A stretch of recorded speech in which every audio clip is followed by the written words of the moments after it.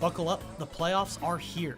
Licking Valley made the long journey to Galia for a consequential game in Region 15. Plus, in our game of the week, Green is out for revenge to reverse a 4-game losing spell cast by the Notre Dame Titans. And stick around because our Player of the Year watch list is narrowing down to just 8 standouts. All that and more. Gridiron Glory starts right now.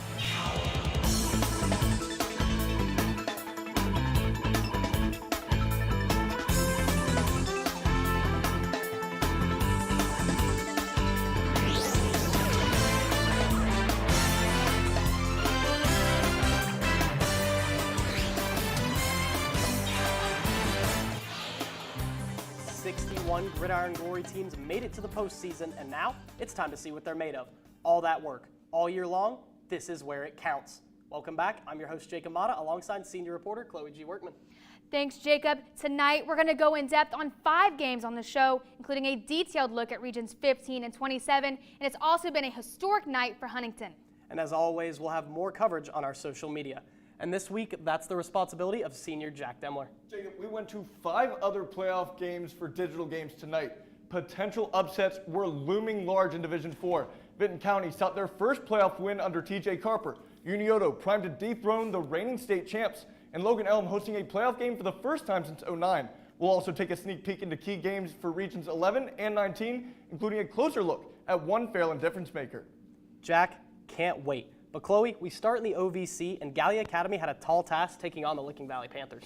That's right, Jacob. Now, this is Galia Academy's 5th straight year making the playoffs. And for this one, there is more than what meets the eye. Now, on paper, this is a 5 versus 12 seed matchup, but while Licking Valley only sits at 5-5, they have been dealt a tough schedule in the competitive LCL.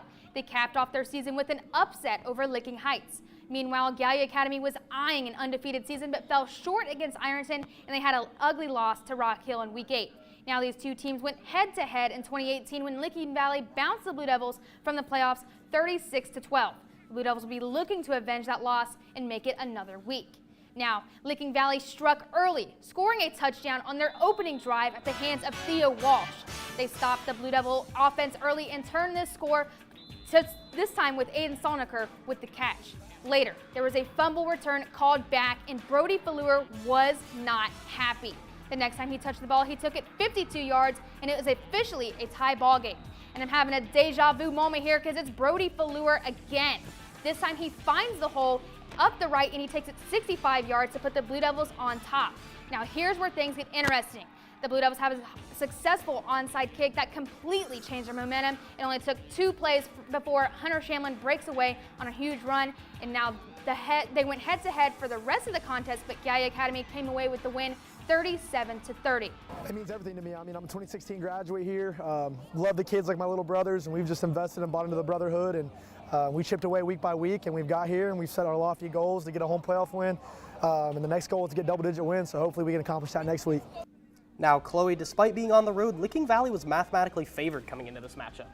That's right, Jacob, and while Licking Valley really put them to the test, the Blue Devils proved once again that they are able to compete with the big dogs.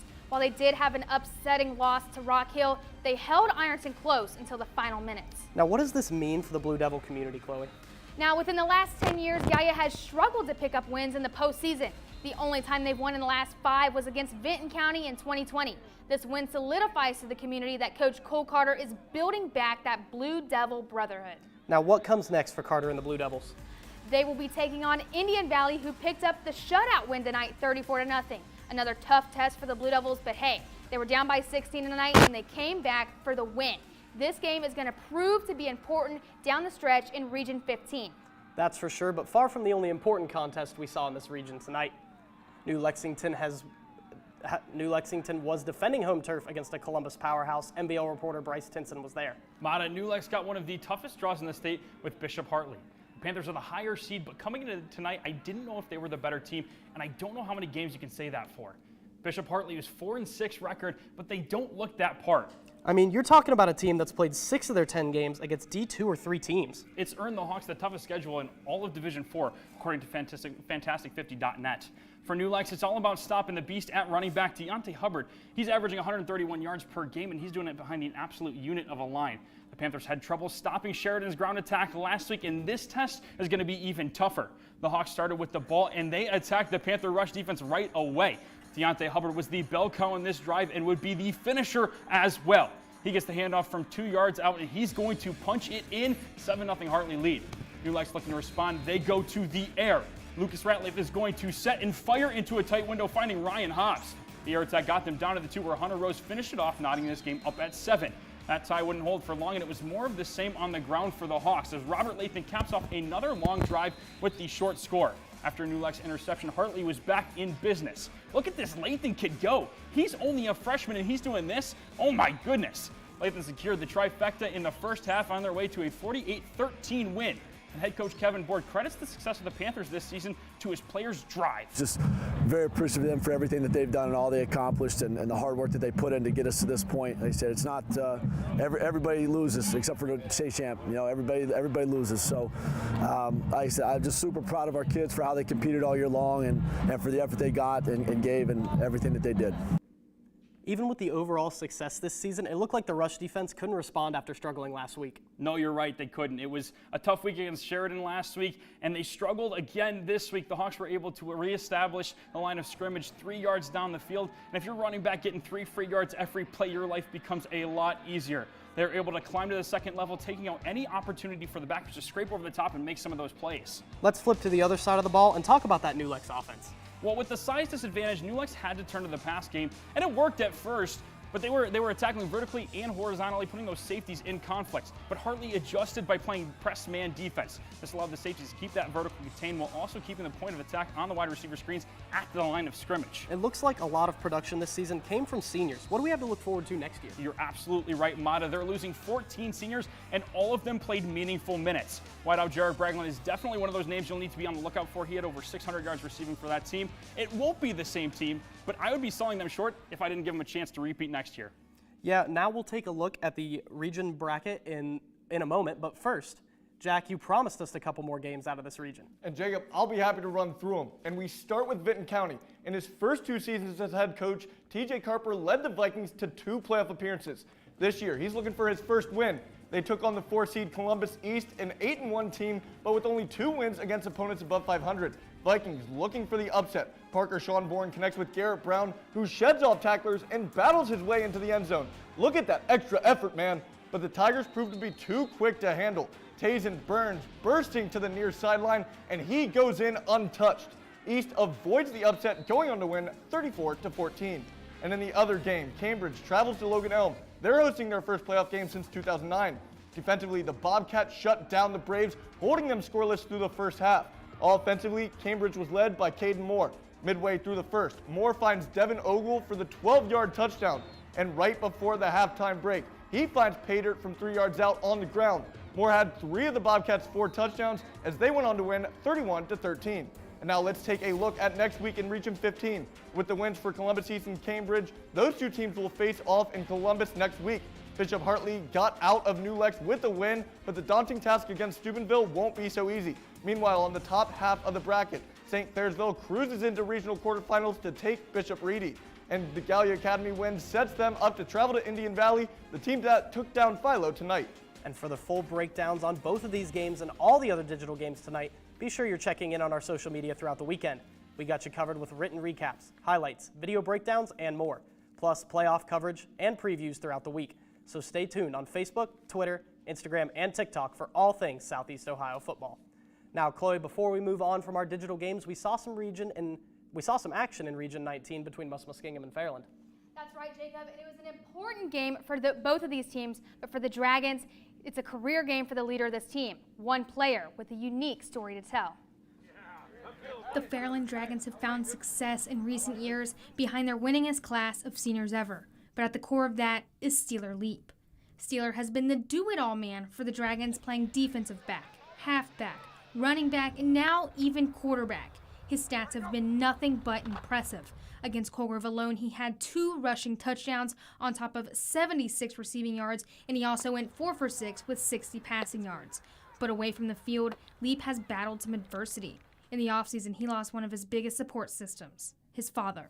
Throughout my life, my dad coached me up until 6th grade. He was my football coach until 6th grade, and so, it was always, comforting if I wasn't playing great or if I had missed a tackle or dropped a pass, just to look at him and he'd just say, "You're okay, buddy, you're all right." And so I wasn't playing very well against P. West, and I looked up in the stands and, there's no one to tell me, "Hey, buddy, you're all right."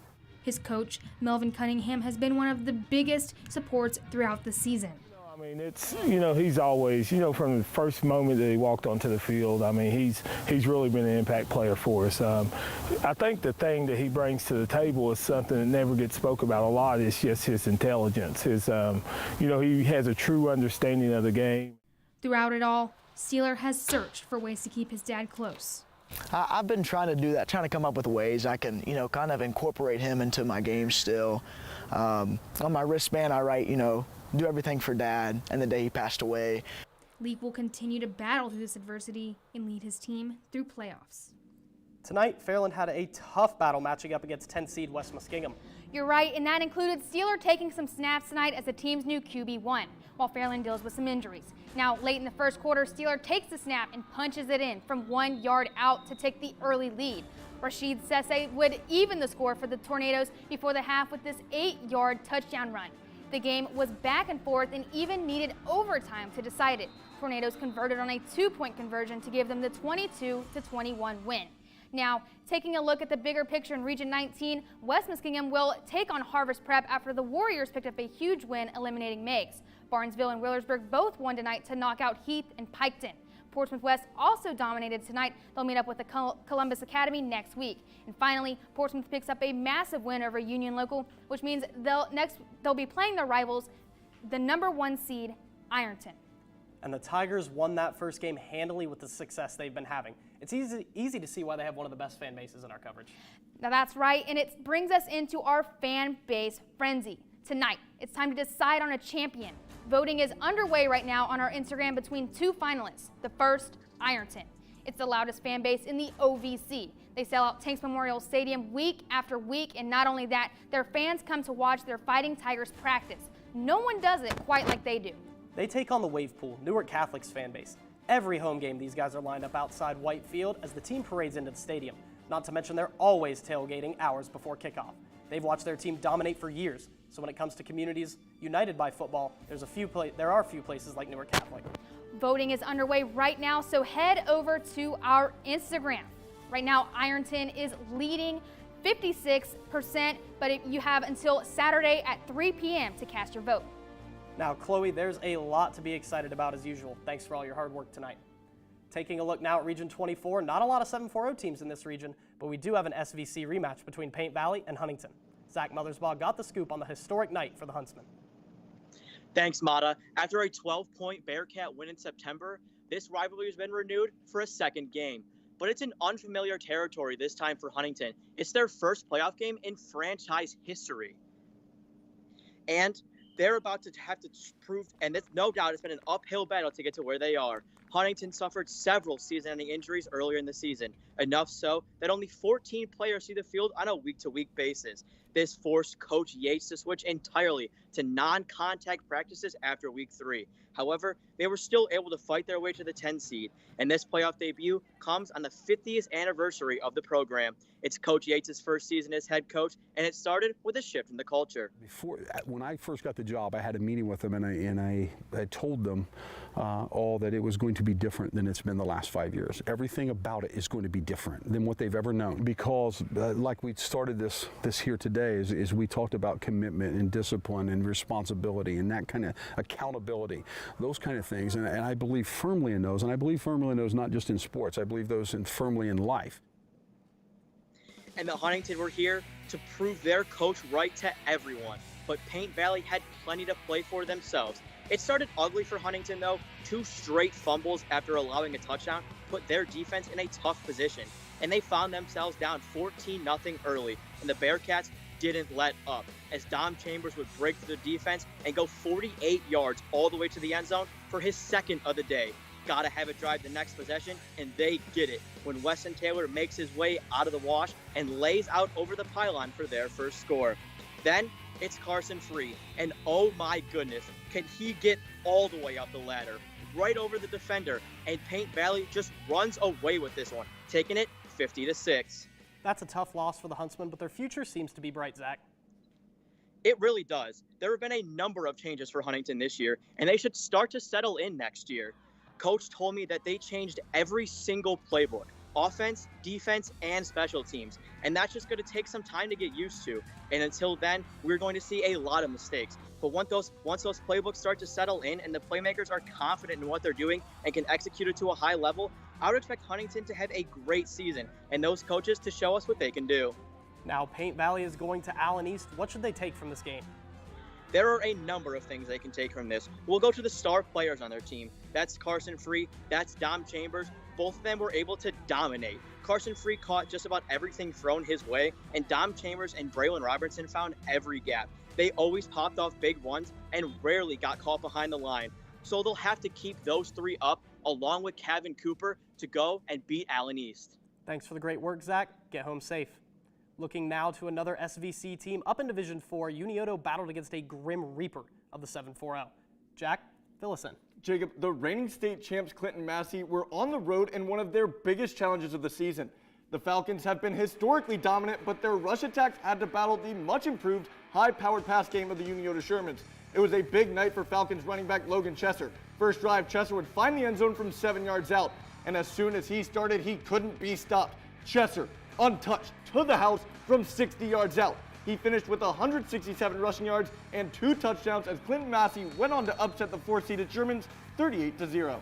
And Jack, while you're here, one last digital game to touch on. Oh, absolutely, Jacob. Region 11 saw a rematch of one of the biggest upsets of the season between Chillicothe and London. In Week 2, Chillicothe hosted London and shocked them in a 27-24 victory. Tonight, the Cavaliers traveled to hostile territory with hopes of running it back. But tonight, it was all about the man there, the Elijah Morja show. At the end of the first quarter, Mitchell takes it to the far sideline, cuts it up the middle, and he is gone for a 74-yard touchdown. He finished with 177 rushing yards and 3 touchdowns as the Red Raiders avenged their loss 42-12. And after avenging that Week 2 loss, London travels to Bishop Watterson, who took down Hamilton Township. And after taking care of business against Circleville, Sheridan welcomes in Washington Courthouse, who took down Columbus South tonight.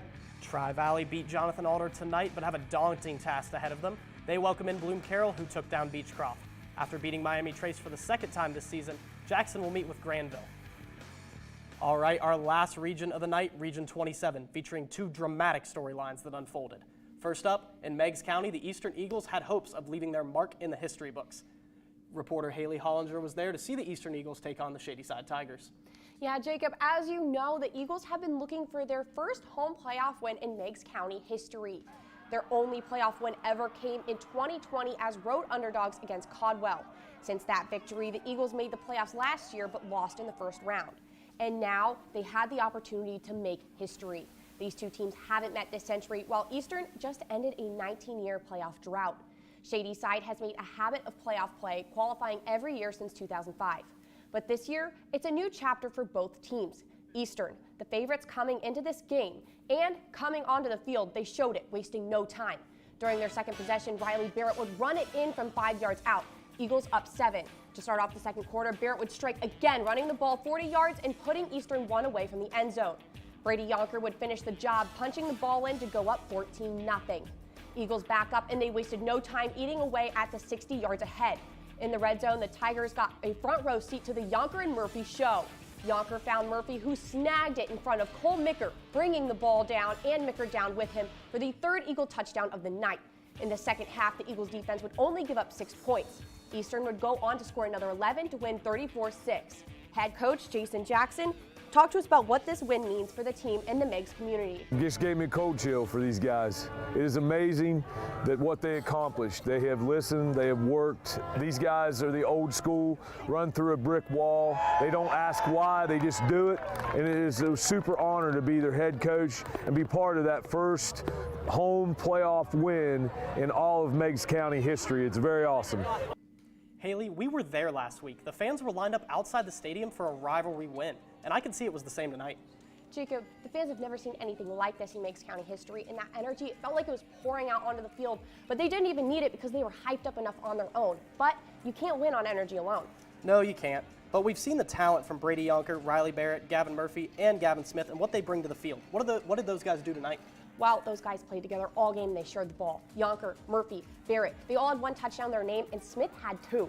Right. Next week, we'll see that TVC matchup. That's a huge game. The Eagles lost the first time they saw each other. Now, what has Eastern improved since then? Yeah, this is a huge game because it's going to be win or go home. Last time these two teams played, Eastern lost by 18 points. But the Eagles have gotten really good at their chip-away offense, and their defense keeps getting better, which we saw tonight. They just need to keep bringing the energy in those areas. And if they're able to do that, then we're probably going to see a really good game. Yeah, it should be a good one. Thanks for the great work, Haley. And this comes as no surprise to the fans at home, recording 72% of the vote to ride with the Eagles in that one, and they delivered. Remember, you can predict the winner of every game we cover on our Instagram page on Thursday nights. Be sure you're following along. And as we head into our game of the week, the line is a lot shorter here, just 56% of the fans favoring the Green Bobcats. This one's got revenge story written all over it. To tell us why, Shane Scalfaro is live from the field. Thanks, Mata. These teams met during the regular season, but one had to fall short. It's only fitting this is the stage where history can change. This is the first playoff game Green has hosted in Franklin Furnace, and they would love to start with a winning record there. Flashback to week 7, Notre Dame was sitting at 2-4, while Green rolled in undefeated. Just under 2 minutes left, Green found themselves with 4th and 18 and threw a pick to end the game. Notre Dame walked away with the upset. Since then, Notre Dame won 2 of their last 3 to finish 5-5. Meanwhile, Green has not won a game since then, ending their season at 6-4. This was a very close game the first time around, but Green hasn't had many bright spots since then. But the playoffs might just be the reset button they need to disprove the doubters. And what a better opponent to play than the one that started that skid. We stopped by the Bobcats practice for Game of the Week, and they are not taking this opportunity lightly. Shane, it seems like... Well, you don't very often in football get a chance to do it over, a chance for redemption, and we have that opportunity. I mean, I'm sure that for them it's a big deal, a chance to get a win in the playoffs against a league rival.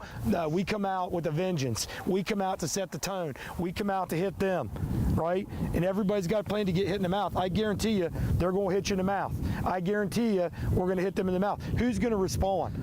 Break it, hustle to the line. Goes faster, it's better tempo, we play better football. When are our best? The big thing is take what they give us. There were some times late in the game where they come up and crowded the box, and maybe we had some opportunities to be able to get over top of them. We need to do that. Hit them in the mouth and make them respond. And you keep doing it till they stop responding, and then win the football game. You understand? Yes, sir. All right. Bubble outside. That's the whole point. The whole point is we freeze them while you're getting outside. Run it. No penalties. Don't get knocked out the line of scrimmage. Get them up in the box, and when they do that, we need to take advantage of that. If you run it right, no matter what, they did it wrong. If you run this correctly, no matter what, they did it wrong.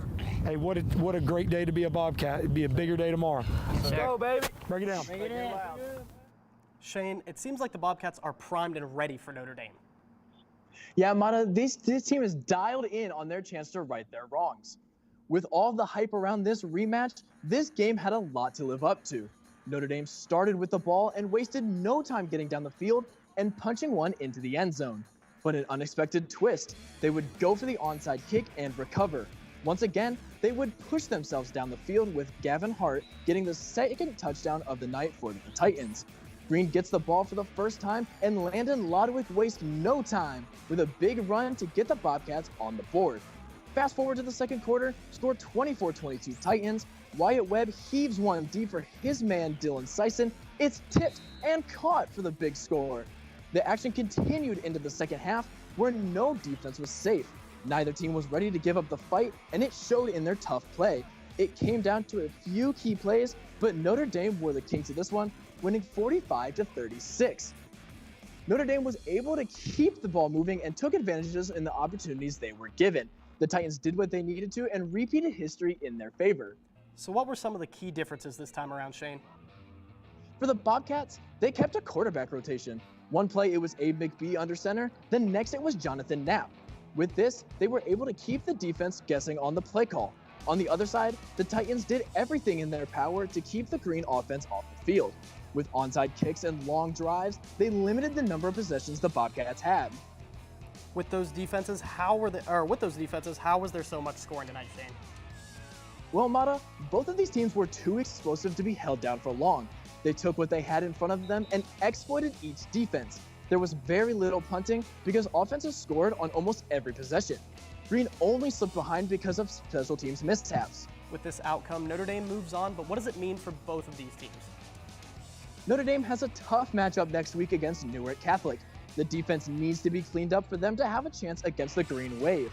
And while Green may be going home, they have a bright future ahead of them with their returning players.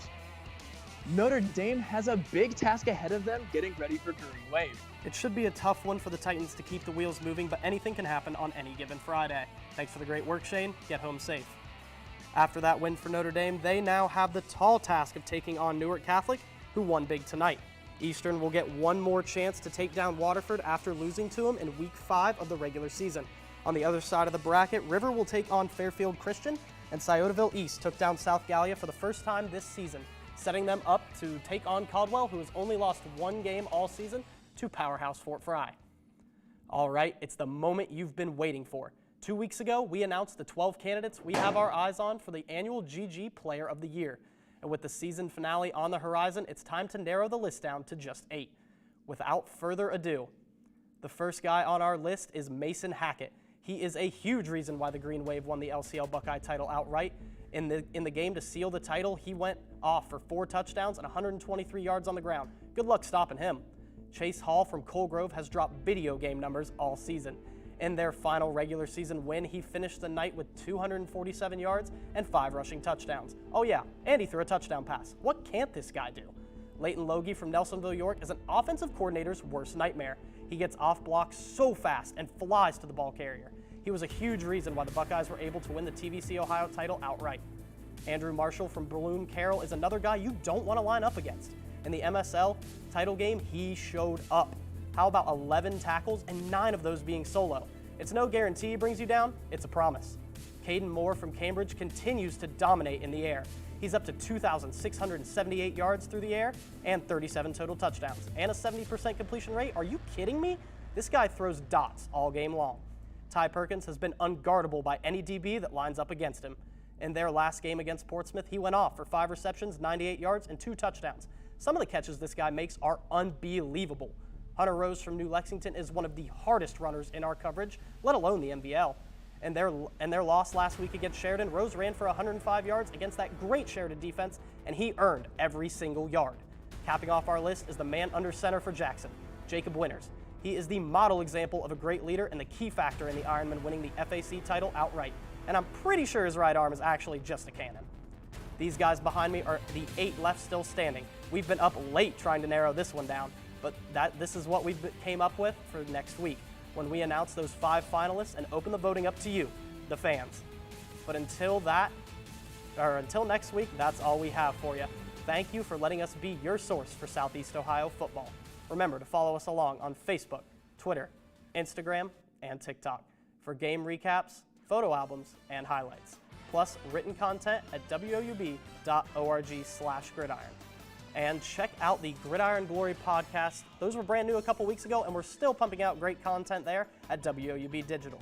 And remember, we will have stuff all throughout the weekend, so you're going to want to follow along just to see what teams have moved on that you might not have seen on the show tonight.